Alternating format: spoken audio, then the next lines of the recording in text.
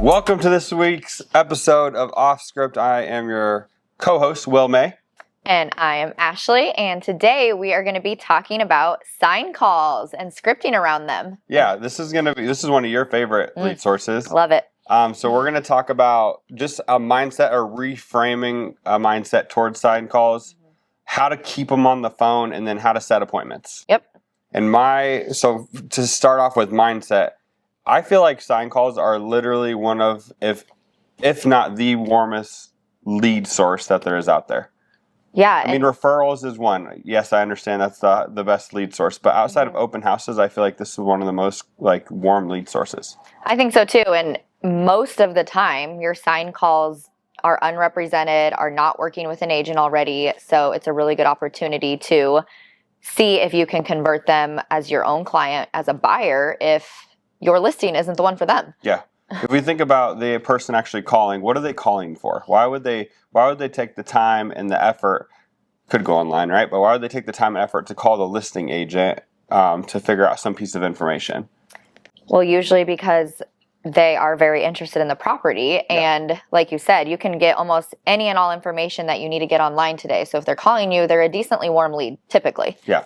And I think a lot of agents think of these as like annoying calls, or maybe they don't know how to handle them, answer the questions, and then kind of hang up the phone versus, taking time to actually understand the situation. And that's a really, really warm lead that could then potentially be an appointment and a piece of business. Yeah. And I think we're seeing them more and more and more, especially after the NAR settlement a year ago. And it's easy to get in that mindset of just answering their questions and then vetting them out if it's not the right buyer for your listing. And so focusing so much on selling your listing.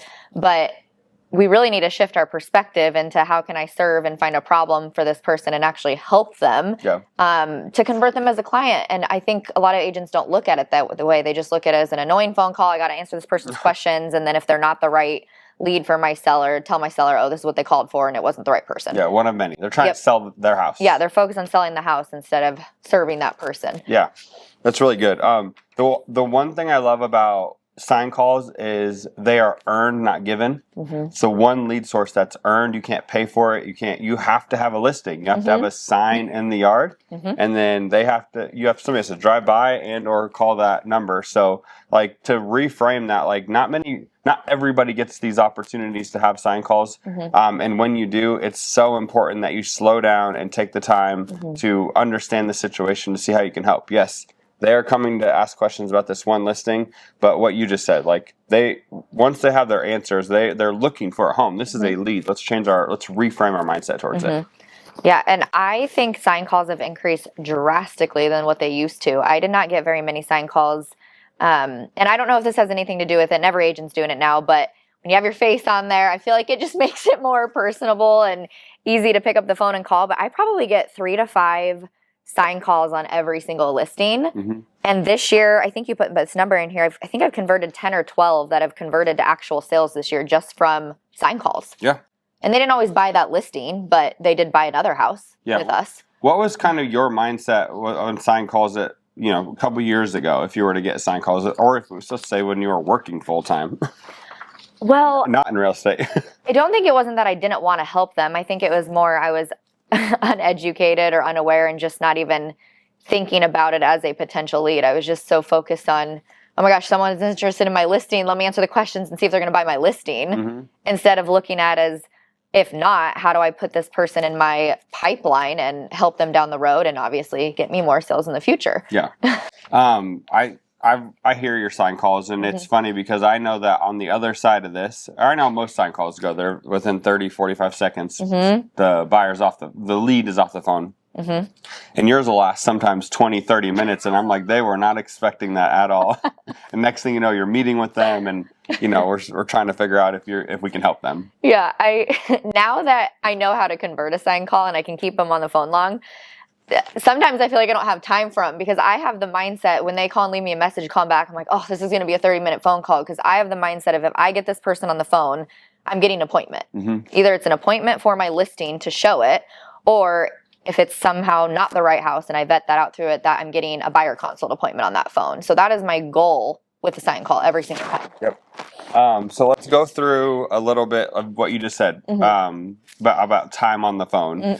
Most of these conversations are, hey, can I see the house? When can I see the house? Or what is it worth? What's the price? And so one big part of this is being able to buy time. And I think that's where most people struggle, because somebody will call and say, hey, what's the price on this?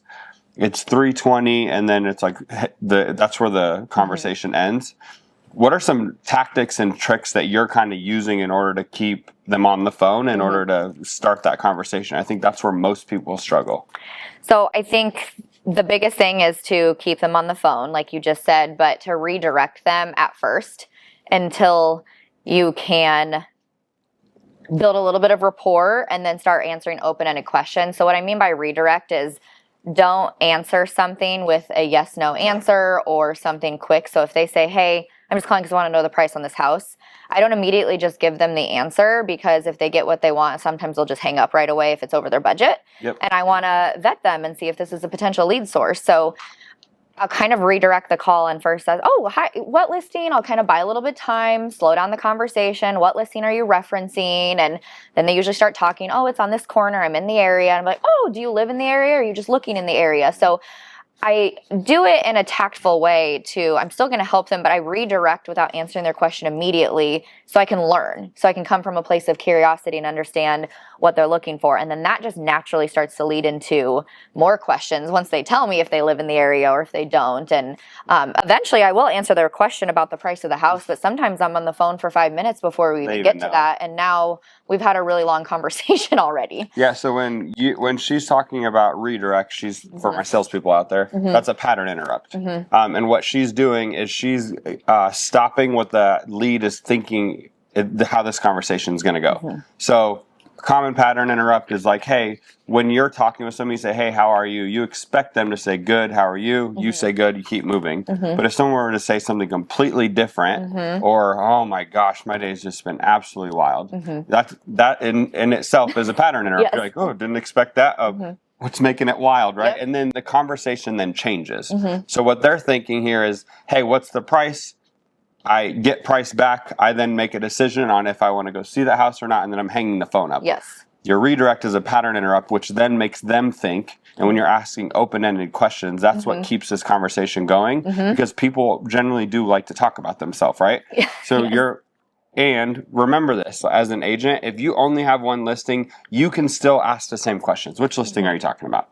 Which one is it? Are you in this neighborhood over here, or what neighborhood are you in? That's the easiest one to pattern interrupt, because it's genuinely an honest question you would ask if they're asking the price of the home and you have no idea what listing they're talking about and you have more than one listing. You do. So the first question I'm usually asking is, which listing are you talking about in the area, to kind of just start the conversation and dialogue without answering their question. Yeah, I've actually heard you talk through where they are in Omaha. Like, they're like, I don't know what street I'm on, and well, what kind of area are you? Like, roundabout, where are you? And like, I've seen you do this whole thing, and that's like 2 or 3 minutes right there. But by that time, you're building a rapport, you're laughing with them, and they're getting to know who you are. And then a lot of times, another one I like to use, because I'll be on this phone call with this person for 2 minutes figuring out the house, and be like, I've had you, I'll just address it. I'll say, I've had you on the phone for 2 minutes. What was your name again? I don't think you gave me your name. And then that's, okay, now I'm going to start using their name throughout that entire conversation to build additional rapport. Yep, and then just using a lot of our common sales tactics that we're practicing here at Scripps, right? Yep.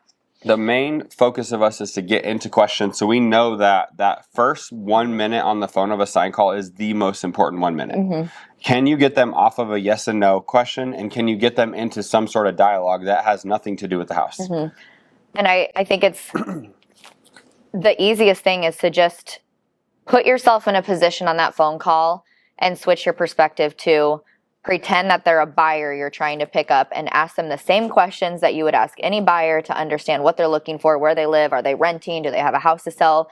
Flip your mindset into vetting them as a buyer instead of just for your listing, instead of answering questions. And I think you have a much higher chance of converting that person, because now you're finding an opportunity to help them in some way. And I think a lot of people immediately want to get off the phone with these leads because they think, oh, they don't want to stay on the phone with me. And so agents immediately think, let's just get them their questions answered and get off the phone. But I actually find the opposite. Most of these people have had zero help. They've had no buyer consult. They haven't started looking at houses. Like, I'm usually their first call, and they don't know what they don't know. And so as I'm giving them pieces of advice and information on the phone call, I'm now realizing, oh, I can help this person. And I would say 90% of the time we get an appointment out of it. Yeah, I would say the same. I just had something there. There's so much good in that. But when you're setting these appointments and you get them on the phone, starting the conversation. So they're calling, they're like, hey, what's the price of this home? And you're literally saying, hey, which listing are you talking about? And they're going to be like, the one over on ABC Street. And you're thinking, oh, next question is like, what's making you think you want to live in this neighborhood, or maybe mention the neighborhood, right? Is that kind of the direction you're going with these? Yeah, it's usually something around the neighborhood, or, oh, do you live in the area, or are you just specifically looking in this area? And that's my favorite question, just because I now know, I usually find out in that question and discover if they're a renter currently renting, or if they're a potential buy-sell lead, even if they have a house to sell too. So that's my next question I ask, to kind of take them down a pathway with that. And then I'm continuing to go deeper and ask our 6 to 8 questions that we practice all the time in scripts to really understand if there is a problem here, how long they've been looking, are they already working with a realtor, and I go into my other questions. Yep. So before we go to like that setting appointments and the questions that we're in, just really important point.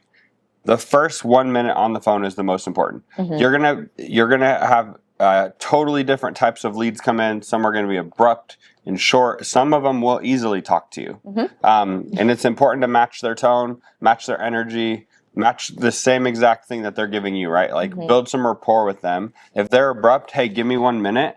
Let me check the price of that. We have several listings going right now. What's making you think you want to live in the area? If somebody's direct, they want some certainty that you're checking, right?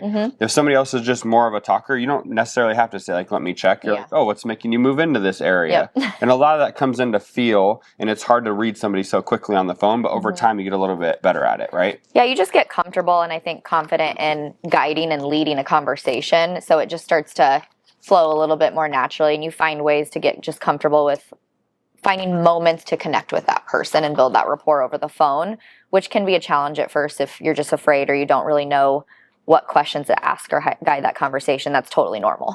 Yep. So from a mindset perspective, we're going to start viewing these, what we would advise is to start viewing these sign calls as some of the best leads you're going to get. Good affirmation. I love sign calls. I know that's something you say all the time. I really do. I hear you say it all the time. That's the mindset you have to have when you have a sign call coming in. So when your phone is ringing, I don't know if maybe people have Zillow leads. That's a whole nother episode for us. But if you have a phone call coming in and you don't know the number, and that could be a sign call, man, that's such a good time to be excited. And hey, this could be a potential piece of business for me. Just in this next call. And then secondly, on the buying time part of it, super important in the first minute. Use a pattern interrupt, redirect the conversation, and get to an open-ended question, not a yes and no question, an open-ended question to get them at least talking about themselves a little bit while you're looking up the price and or getting them some more information. Yes. And a lot of times you'll get sellers in the neighborhood calling you too. So there's just so much opportunity with having a sign in the yard that comes with it. Okay, so you get them opened up a little bit. They're chatting with you. We've talked about this on so many episodes of our 6 to 10 questions and setting the appointment. But this is somebody you haven't met before. So let's go through how those might be different for a sign call. Because sometimes they might be rushed a little bit, and sometimes you might, schedule another call and hopefully they do answer, or you might be able to set the appointment there on the actual call. But you mentioned something along the lines of, I'm trying to figure out if this is a seller, if this is a buyer. Let's go into that a little bit more. So like what questions I would ask them? Yeah, how are you getting to that point to figure out what questions you're going to be asking? I would ask the question if they live in the area or are they looking to move to the area would be my first question that I would ask them. Okay, so hey, yeah, we live in the area now. So now you're thinking seller. Okay, so now I'm thinking, well, my next question would be, oh, amazing. Are you currently renting in the area, Great or question. do you have a home that you would need to sell? Great question. So you're making no assumptions here, right? No, I don't That's what make we the do. assumption. I always ask directly because that will guide my conversation very differently if they're renting, because I'm going to ask a different set of questions from a renter versus somebody who's needing to sell. Okay. So if it's more along the seller line, they live in the area, are there some specific directions or questions that you're wanting to ask there? Yeah, so now my mindset's going into, well, they're moving. Why are they moving? They already own a home, so there must be something about their home that they don't like. Or maybe it's an upsize, or they're having a growing family. So now we're going to attack that head on and figure out, why are they moving? So we might ask those questions of, oh, okay, so you live in the area, and it sounds like you're looking to maybe stay in the area if you're looking at properties in it. How long have you lived in that area? Might be a question that I ask. Good. Or are you looking specifically to stay in your neighborhood for any certain reasons? Would be a good open-ended question to ask. Another would be, is there anything that's prompting you to make a move right now with growing families? Or, kind of ask them those questions of like, why specifically are you moving? And people are much more forthcoming than you might think, that they will answer those questions and they will tell you why you're moving. And then that's where we're finding that opportunity in that conversation. As they're telling me their why, I'm finding a problem in there. Maybe they're moving because they're in a 2-story and they're downsizers and there's too many stairs and my wife has health conditions. Maybe they're moving because they have a growing family and a baby's on their way, and so that's why they're wanting to move into more bedrooms. Like, we're same thing that we practice all the time with setting appointment, is finding a problem on that phone call, so that you can find an opportunity to sit down face to face and meet with them, or at least get them set up for a one-time showing, and then use that as the opportunity to schedule a buyer consult or listing consult if it's a buy-sell. Yep. When they're asking about price of the home, with the seller versus the buyer, is genuinely curious. Will you tell them, the seller, earlier in the conversation what that price is versus like a buyer lead? Or are you trying to like hold off until the end to answer their original question? I mean, no, I won't hold off till the end necessarily. I kind of gauge it based on how the call's going. I will answer it and then see how they respond. And then same thing, like, I'm vetting them for my listing. And if they don't respond in a negative manner, they might be still interested in this listing. But if they're like, oh, that's over my budget, or, they say something negative about it, then again, you ask another open-ended question. Oh, tell me more about what budget you're looking in. Is there homes you've been looking at online that are in a certain price point base? Are you liking what you're seeing in a certain price point? Tell me more about what you're looking for, because I may have other listings or I may have other opportunities for you. And so again, you're kind of doing the same thing that we do all the time with figuring out how we can help them. Yep. It's so funny because when you're in that listing agent mind, like, one thing that is pretty common for agents with sign calls is to just make assumptions. Like, that's one thing that we have to, as an agent, we have to not do, especially with the sign call. Because how do most of these go? Whether it's a buyer or seller, it is, hey, what's the price of the home? You tell them the price of the home. There's some sort of judgment. I can't afford that, or that's too high for our neighborhood, or too low for our neighborhood, whatever it is. And that's kind of where the call ends, because we get so stuck in like, I have to sell this one house. Yep. And once something comes up in that convo that you now realize you vetted them out for your listing, that's when a lot of agents stop and are like, oh, well, they can't buy this listing, so I'm going to end the conversation. It's over. Yeah, and don't you know? Like, we sell houses all throughout the city. So what a good opportunity to open that up by not making assumptions. So if they do have a different price point, or they can't afford that one house, this is identical to somebody walking into an open house, right? Like, this is a lead. You don't have to sell the open house. Less than 1% of open houses sell the actual house. Right.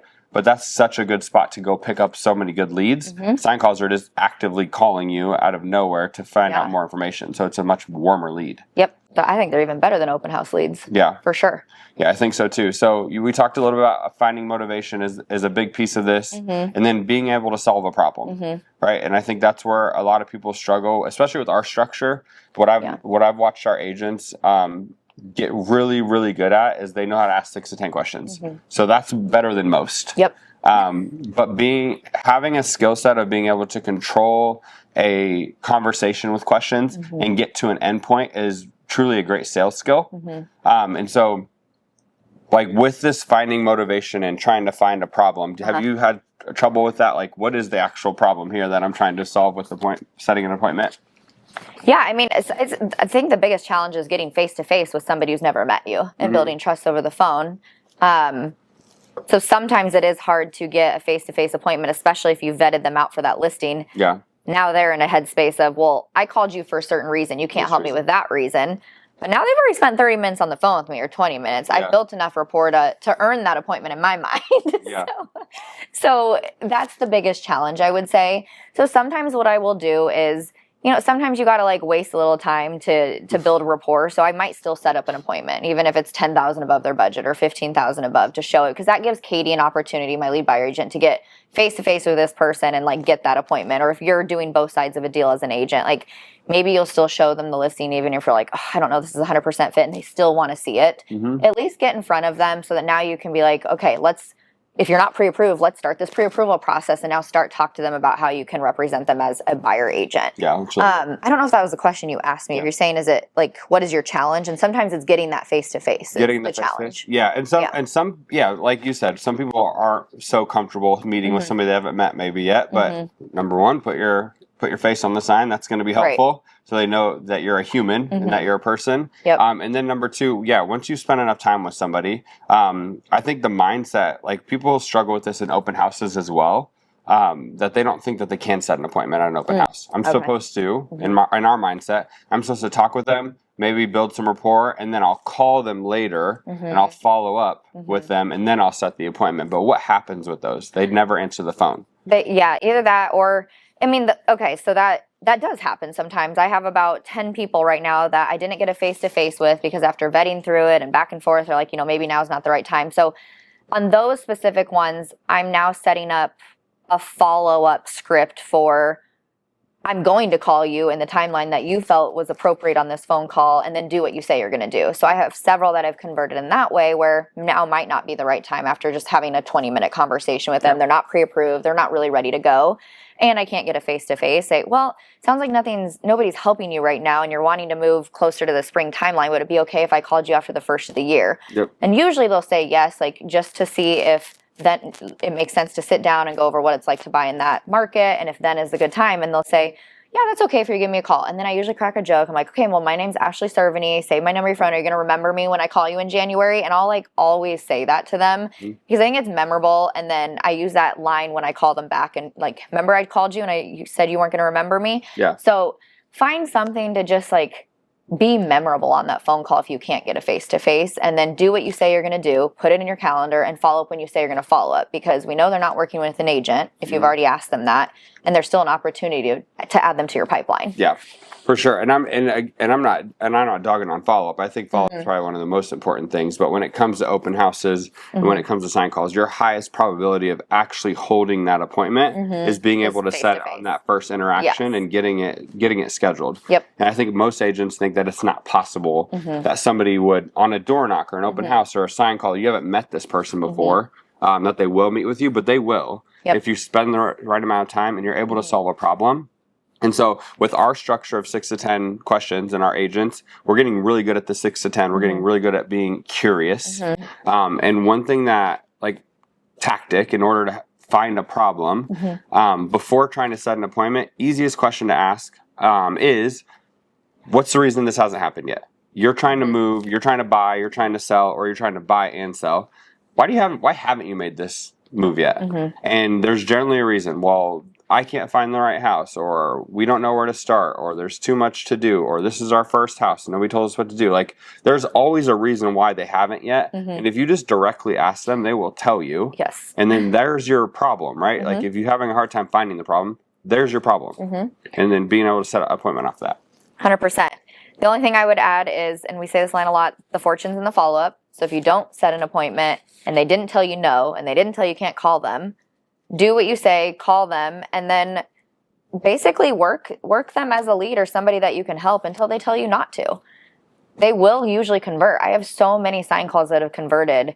10 you said this year, and I have several in my pipeline that I've been in communication with, and we've probably spoke 3 to 4 times on the phone, but their timeline was a year out when I spoke to them.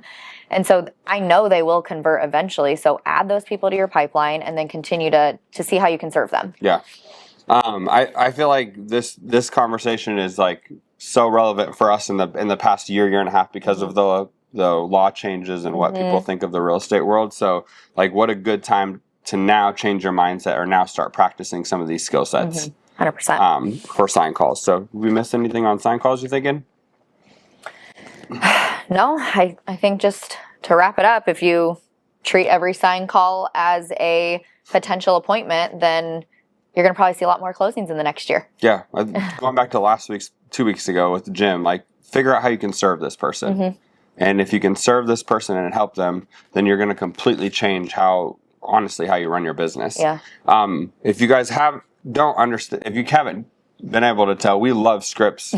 We love the tactics and literally like what to say to leads. We practice that 3 times a week here at our brokerage. And so like, as we always kind of say, like if you're looking to up your business and you're a real estate agent that wants a plan for next year and wants skill sets and more of a direct path to reach your goals, please reach out to us.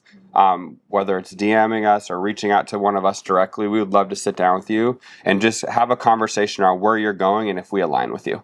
Yeah, and you're always welcome to attend any of our scripts and role plays at our brokerage just as a drop-in for fun to learn something. So reach out. Yeah. See you guys next week. All right. 2 weeks. See you guys in 2 weeks. 2 weeks.